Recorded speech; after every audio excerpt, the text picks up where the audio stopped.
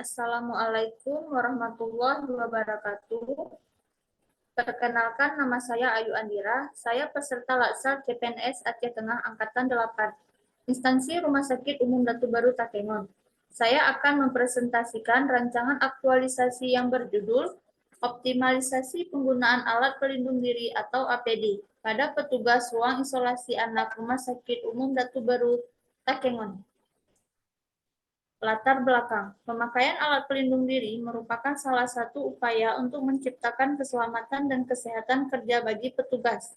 Berdasarkan pengamatan penulis selama bertugas di ruang rawat inap anak khususnya ruang isolasi, masih belum optimalnya penggunaan alat pelindung diri bagi petugas.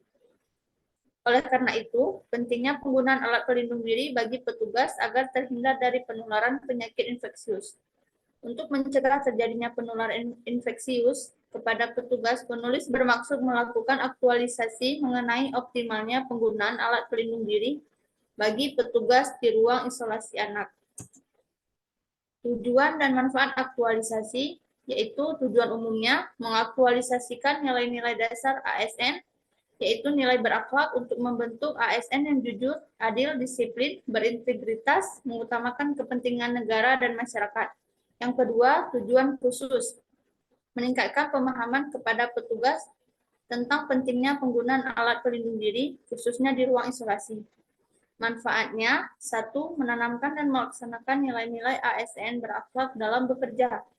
2. Membantu mewujudkan visi dan misi rumah sakit. 3. Menumbuhkan kesadaran bagi petugas tentang pentingnya penggunaan alat pelindung diri. Profil instansi, ada visi dan misi Rumah Sakit Umum Daerah Datu Baru Takengon. Visinya, terwujudnya Rumah Sakit Umum Daerah Datu Baru Kabupaten Aceh Tengah sebagai rumah sakit pendidikan dan rumah sakit rujukan regional wilayah tengah yang terakreditasi secara bernuansa Islami. Misi, 1. Mewujudkan pelaksanaan paripurna pada seluruh lapisan masyarakat. 2. Meningkatkan kualitas pembelajaran profesional di semua tingkatan untuk menghasilkan sumber daya kesehatan yang beriman dan bertakwa, serta berilmu pengetahuan dengan teknologi. 3. Meningkatkan produktivitas kerja dan pelayanan dengan satu komitmen. 4. Meningkatkan fungsi manajemen secara efektif dan efisien sesuai tugas pokok dan fungsi rumah sakit. Meningkatkan kesejahteraan bagi seluruh pegawai rumah sakit. 6. Mewujudkan saran dan prasarana yang berkualitas. Tugas perawat, 1. Melakukan pengkajian keperawatan dasar pada individu. 2. Melakukan komunikasi terapeutik dan pemberian asuhan keperawatan. 3. Melaksanakan edukasi tentang perilaku hidup bersih dan sehat. 4. Memfasilitasi penggunaan alat-alat pengaman atau pelindung fisik pada pasien untuk mencegah resiko cedera. 5. Memberikan oksigenasi sederhana. 6. Memberikan tindakan keperawatan pada kondisi gawat darurat atau bencana atau kritikal.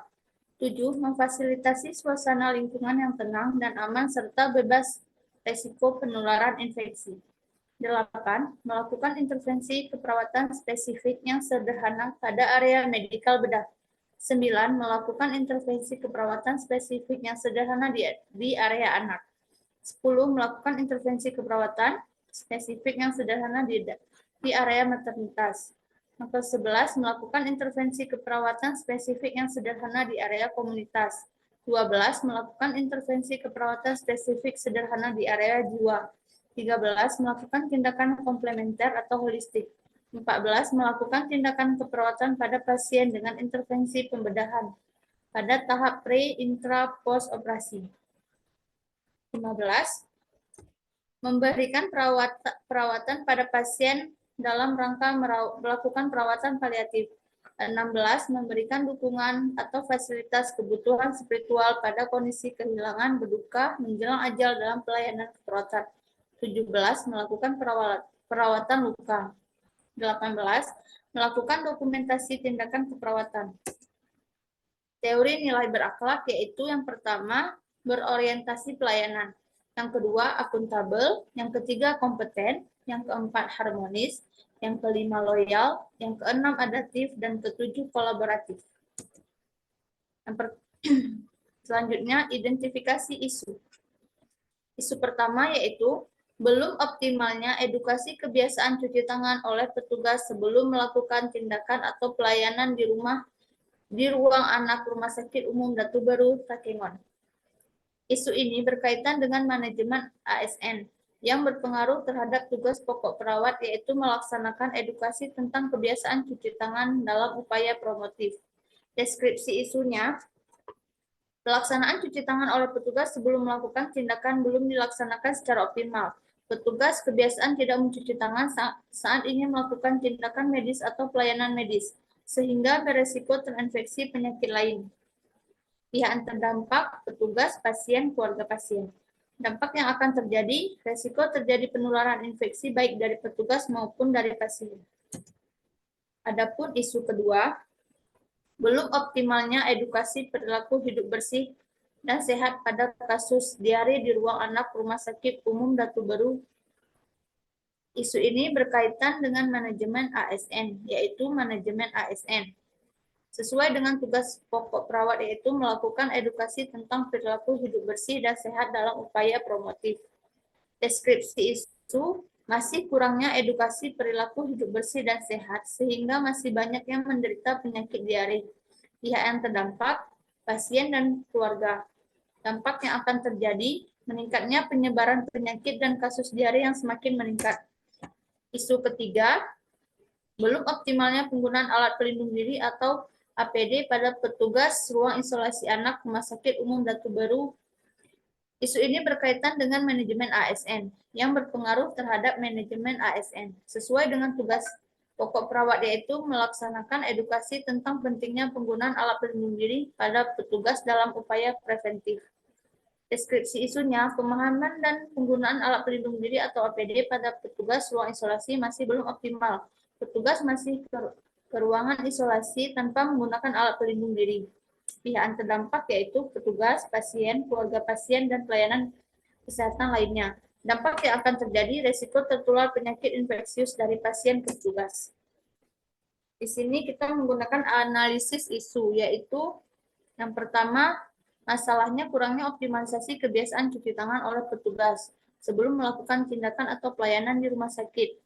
Yang kedua, belum optimalnya edukasi perilaku hidup bersih dan sehat pada kasus diare di ruang anak Rumah Sakit Umum Datu Baru. Yang ketiga, belum optimalnya penggunaan alat pelindung diri atau APD pada petugas ruang isolasi anak. Dan selanjutnya, penyebab isu.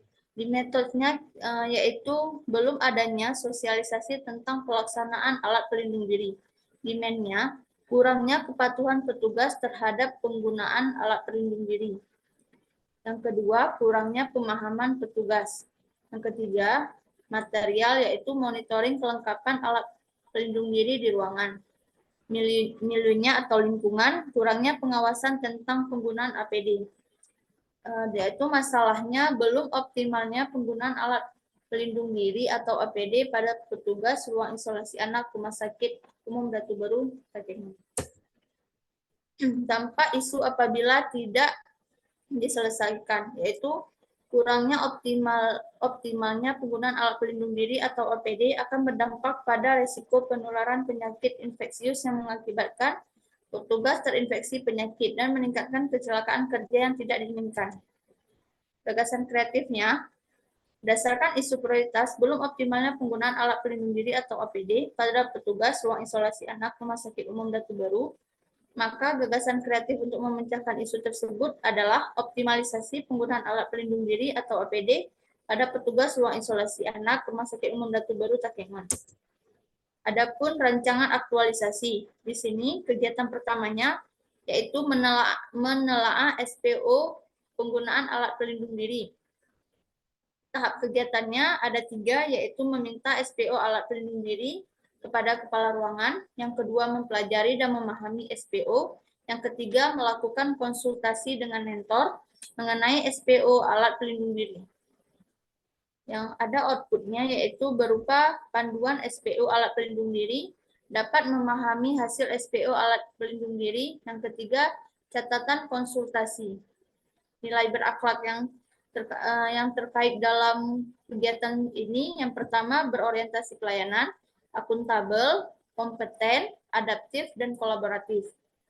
sesuai kontribusi terhadap visi misinya instansi, yaitu kegiatan ini mendukung misi Rumah Sakit Umum Datu Baru, yaitu meningkatkan kualitas pembelajaran profesional di semua tingkatan untuk menghasilkan sumber daya kesehatan yang beriman dan bertakwa, serta berilmu pengetahuan dengan teknologi. Kegiatan kedua yaitu monitoring kelengkapan alat pelindung diri di ruangan. Yang pertama, membuat form checklist kelengkapan alat pelindung. Outputnya yaitu berupa form checklist. Yang kedua, berkoordinasi dengan kepala ruangan mengenai kelengkapan alat pelindung diri.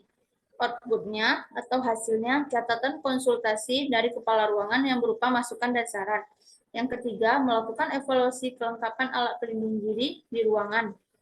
Outputnya berupa form checklist kelengkapan alat pelindung diri. Nilai berakhlak yang terkait ada akuntabel, kompeten, adaptif. Sesuai visi misinya, penerapan misi ke-6 yaitu mewujudkan sarana dan prasarana yang berkualitas.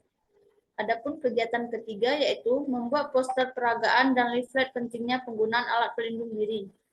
Yang pertama, menyiapkan desain poster dan leaflet. Outputnya tersedianya poster dan leaflet. Yang kedua, melakukan konsultasi dengan kepala ruangan dan mentor.